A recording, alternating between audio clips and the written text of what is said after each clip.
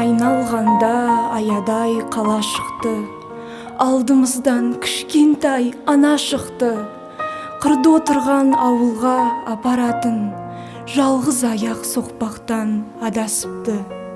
Бір қолында батпандай қуыршағы, бір қолында ойыншық құлыншағы. Екі жансыз мүсінді мәпелейді, біресе ұрысады. Қарадық да селт етпей жанарымыз, алжығанға санадық ананы біз. Боранылып бетінен боздақ ұшқан, сұлап жатыр далада жаралы күз. Бәйек болмай отырған жан қалмады, сонда да ана назарын аудармады.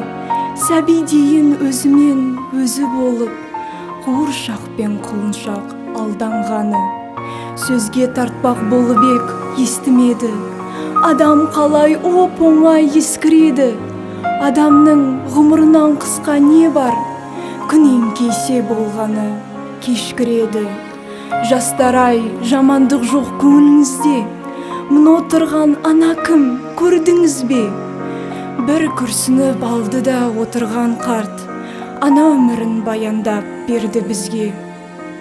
Ана халін қарттан біз ұғындық кең, 23 жыл сарғайған құр үмітпен, 23 жыл сарғайған құр үмітпен. Сәби ана сапардан ұлын күткен, сұрапылдан сәбиі оралмапты. Қуыршақ пен құлыншақ содан қапты. Қара жолды қаптай еп тозаң жапты. Қаралы күз қайтадан борандатты. Ымырт ауыр салмақпен далаға енді, қап-қара жамылғысын ала келді. Ауылына жетті де сәби ана, ойыншығын құшақтап қала берді.